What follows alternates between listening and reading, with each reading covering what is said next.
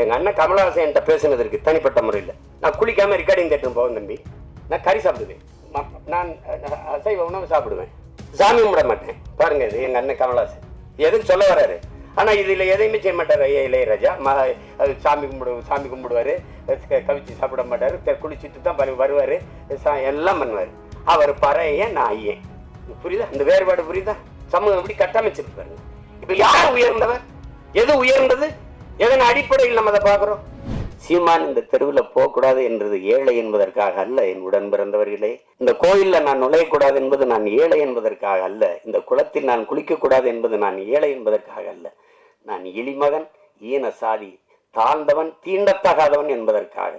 எதன் பொருட்டு இங்கே எனக்கு கல்வி, வேலை வாய்ப்பு, அரசியல் அதிகாரம் மறுக்கப்பட்டதோ அதன் பொருட்டே அது கொடுக்கப்பட வேண்டும் என்பதற்காக உருவாக்கப்பட்ட ஒன்றுதான் வகுப்பு வாரி பிரதிநிதித்துவம். ஏழை சீமான் நாளை அதானி அம்பானி ஆகிவிடலாம், பொருளாதார அளவுகோல் மாறிவிடும். ஆனால் இன்றைக்கு இழிமகன் சீமான் எந்த உயரத்திற்கு போனாலும் என் மீது சுமத்தப்பட்ட சாதிய இழிவு போக மறுக்கிறது. அதற்கு சான்று சீமான் அல்ல, இந்த நாட்டின் முதல் குடிமகன் president of India Ramnath Kovind கோயிலுக்கு வெளியே ஒரு மரத்து நிழல்லே குடும்பத்தோட யாகம் வளர்த்து கும்பிட்டு போனது இன்னும் இருக்கு. வரலாற்று நிகழ்கால நிஜம். நாட்டின் முதல் குடிமகள் Draupadi Murmu president of India, நாட்டின் பிரதம அமைச்சர் மாண்புமிகு ஐயா நரேந்திர மோடி ஒரு நாற்காலியிலே, ஐயா அத்வானி ஒரு நாற்காலியிலே, அவர் வீட்டு வாசலில் அமர்ந்து பேசுகிறார்கள். அந்த அருமை பெருமகள் அந்த ஓரத்திலே கைகட்டி நின்று கொண்டிருக்கிறாள். Citizen of president of India. இந்த நாட்டில் பெண்ணிய உரிமை பேசுகிறோம், பெண்களுக்கு இடஒதுக்கீடு பேசுகிறோம், சமத்துவம் பேசுகிறோம், சகோதரத்துவம் பேசுகிறோம், ஜனநாயகம் பேசுகிறோம்.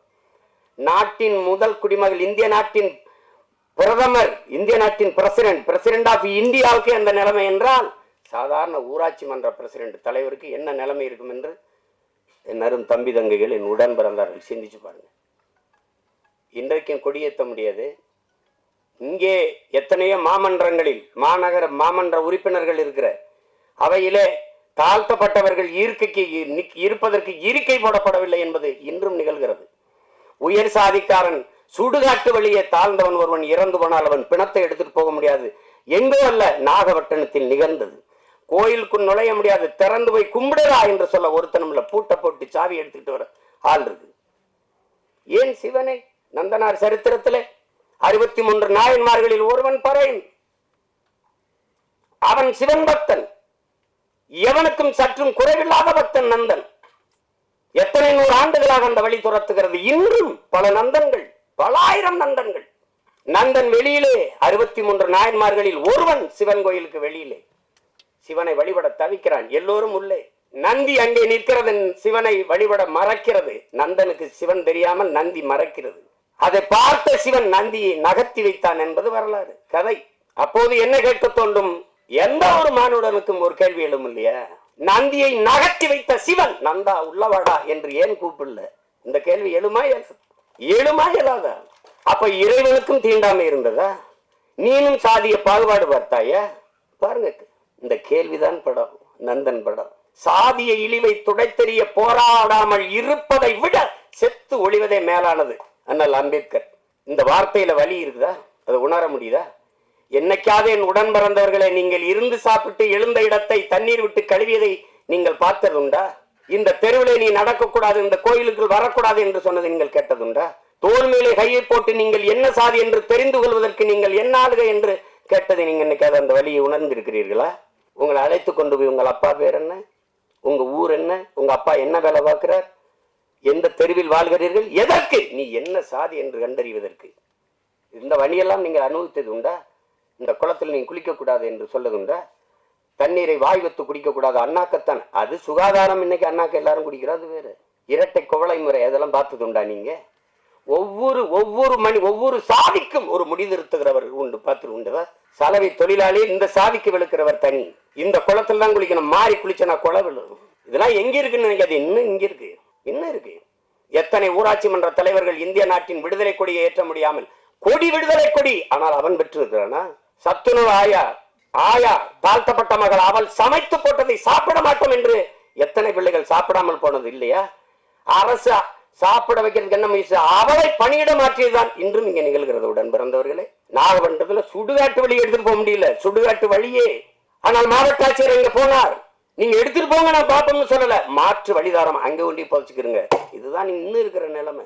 அப்ப அதிகாரத்துக்கிட்டே தீண்டாம இருக்கு, பாகுபாடு இருக்கு. அடித்தட்டு மக்கள் என்ன செய்ய முடியும்? அது இன்னும் அந்த நந்தனை எரித்த தீ இன்னும் எரிந்து கொண்டுதான் இருக்கிறது. அதுதான் இந்த படம் வலியுறுத்துது.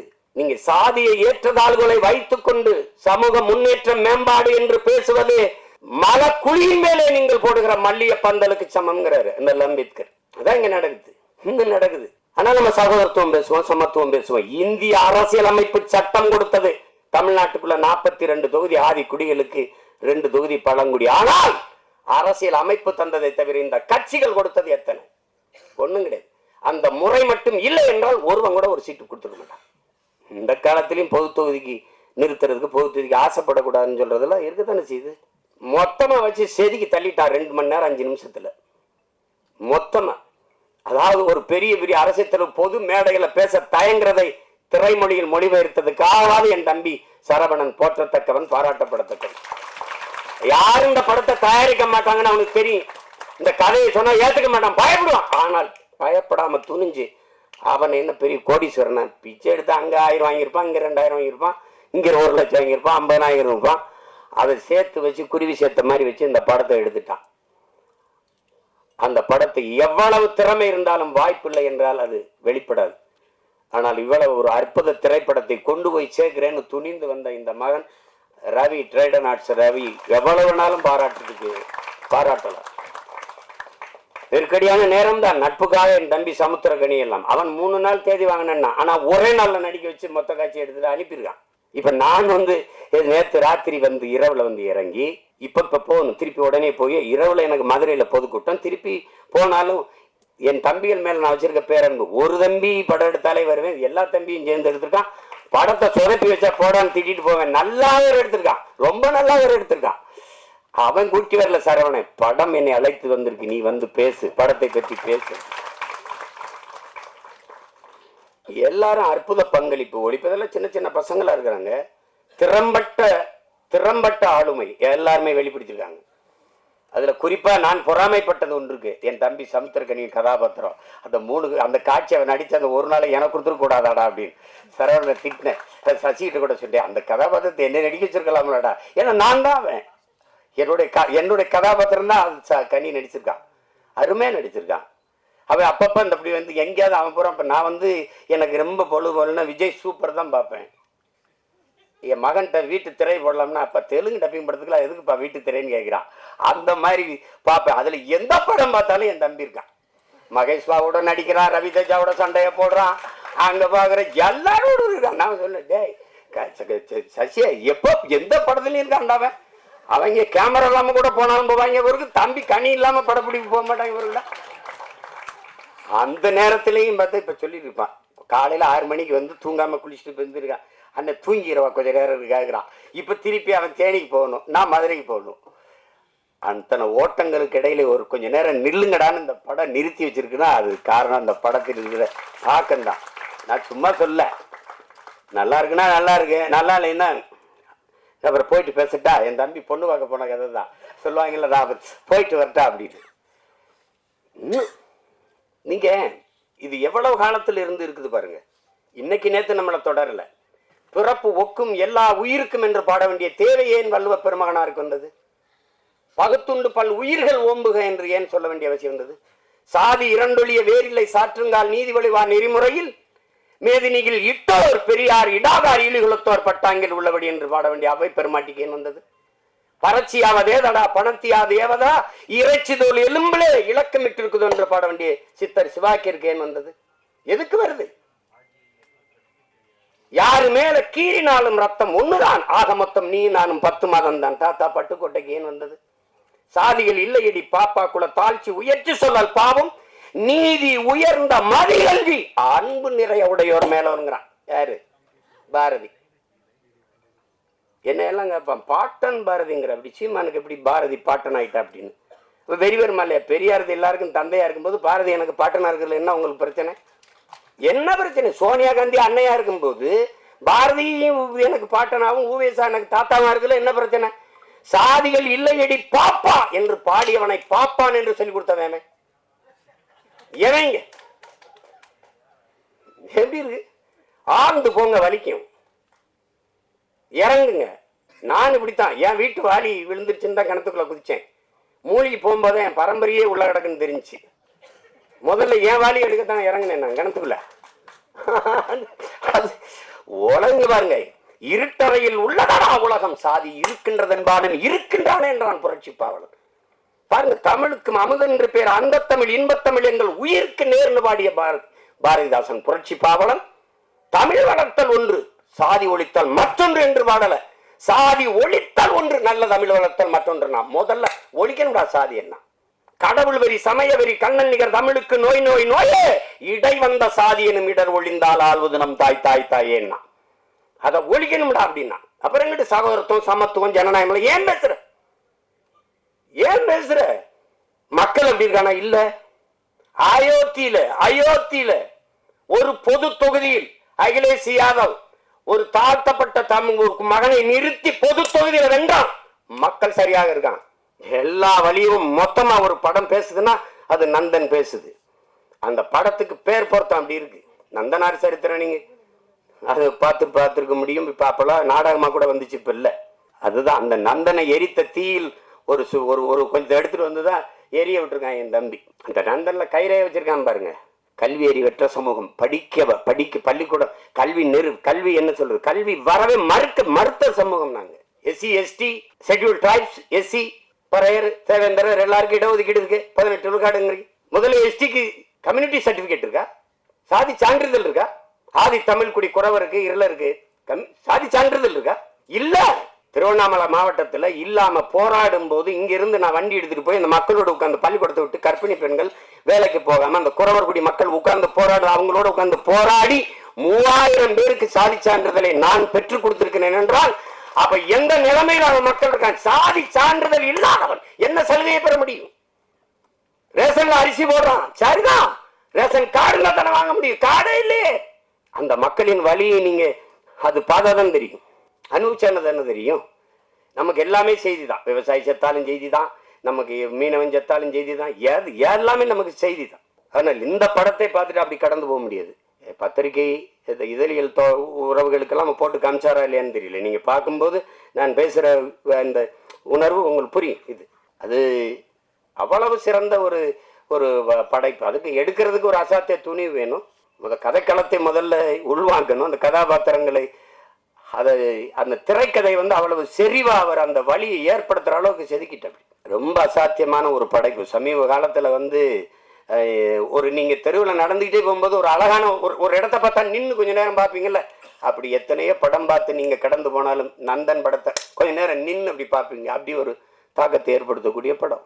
அதுங்க நம்ம இன்னைக்கு இல்லை, எத்தனை முன்னோர்கள் நம்ம முன்னோர்கள் பாடியிருக்காங்க சாதிய இழிவு தீண்டாமை கொடுமைக்கு. சாத்தா முத்துராமலிங்கத்தேவர் அவர்களே இன்னைக்கு எல்லாம் சாதியவாதியா தான் இந்த சமூகம் பார்க்குது, போட்டு அப்படி கட்டமைக்குது. சாதிய எண்ணம் கொண்டவன் அரசியலுக்கு வந்தால் நாடு நாசமாகி முடியும் பேசுனது அவர் தான். சாதிய சிந்தனை கொண்டவன் இறைவனையே வழிபடாறுகளை கற்றவன் அவர் தான். உன்கிரகை உயர்ந்தது உழைக்கிறகை தாழ்ந்தது என்கிற எண்ணம் எவருக்கும் இருக்கக்கூடாது. இறைவனுக்கு முன்பே 2 கையும் இணைத்துத்தான் வணங்குகிறோம் என்று சொன்னதும் அவர் தான். பிறப்பில் இல்லை தாழ்ந்தவன் உயர்ந்தவன். அவன் பெற்றிருக்கிற கல்வி அறிவு, அவனுடைய தனி மனித ஒழுக்கம், செயல்பாடுகள், இதை வைத்துத்தான் ஒருவன் உயர்ந்தவன் தாழ்ந்தவன் என்று இதைத்தான் அம்பேத்கர் சொல்றார். நான் குடிக்க மாட்டேன், மதம் இருந்த மாட்டேன், மனைவி தவிர வேற ஒரு பெண்ணை நினைக்க மாட்டேன், ஊழல் வர மாட்டேன், லஞ்சம் வர மாட்டேன். இந்த சமூகம் ஒழுக்கத்திற்கு என்னென்ன வரையறை வைத்திருக்கிறதோ அதையெல்லாம் கடைபிடித்து வாழ்கிற நான் இளிமகன் தாழ்ந்த சாதி. இந்த சமூகம் எதையெல்லாம் தவறு என்று போய்த்திருக்கிறதோ, ஒழுக்கங்கள் என்று போய்த்திருக்கிறதோ அதையெல்லாம் செய்கிற ஒருவன் உயர்ந்த சாதி என்று பிறந்ததனாலே அவன் உயர்ந்தவன் என்று சொல்கிறாய். இது எப்படி ஏற்கிறதுங்கிறது நீங்களே சொல்லுங்க. இது எப்படியா இருக்கிறது? எப்படியா இருக்கிறது? எங்க அண்ணன் கமலஹாசன் என்கிட்ட பேசினதற்கு தனிப்பட்ட முறையில் நான் குளிக்காம ரெக்கார்டிங் தேட்டர் போவேன் தம்பி. நான் கறி சாப்பிடுவேன், நான் அசைவ உணவு சாப்பிடுவேன், சாமி கும்பிட மாட்டேன். பாருங்க, இது எங்க அண்ணன் கமலஹாசன் எதுக்கு சொல்ல வர்றாரு. ஆனா இதுல எதையுமே செய்ய மாட்டார். ஐயா இளையராஜா சாமி கும்பிடுவாரு, கவிச்சு சாப்பிட மாட்டாரு, குளிச்சுட்டு தான் வருவாரு, எல்லாம் பண்ணுவாரு. அவர் பறையன், நான் ஐயன். புரியுதா? அந்த வேறுபாடு புரியுதா? சமூகம் எப்படி கட்டமைச்சிருக்கு பாருங்க. இப்ப யார் உயர்ந்தவர்? எது உயர்ந்தது? எதன் அடிப்படையில் நம்ம அதை பார்க்கிறோம்? அதான் பிரச்சனை. ஒரு மனிதன் என்ன வழி இருந்தா பேசுற பாருங்க. ஒரு மனிதன் ஒரு வாழ்நாளில் 10,000 புத்தகங்கள் படிக்கணும். இது சீன பழமொழி. ஐயா இறையன் எழுதின 10,000 மைல் பயணத்துல முதல்ல அதை எழுதியிருப்பார். 10,000 புத்தகங்கள் படிச்சிருக்கணும், 10,000 கிலோமீட்டர் பயணம் செஞ்சிருக்கணும். இது ஒரு மனிதனுடைய வாழ்நாள்ல. அது சீன பொன்மொழி. அதை எடுத்திருப்பார். 10,000 மைல் பயணம் புத்தகத்தை படிச்சீங்கன்னா முதல்ல இதை எழுதியிருப்பார். ஆனால் 64,000 புத்தகங்களை படித்தவர் இருக்கான் உலகத்துல. தனி மனிதன் நூலகம் தெற்காசிய கண்டத்திலேயே பெரிய நூலகமாக இருந்தது ஒருத்தனுடையதுதான்.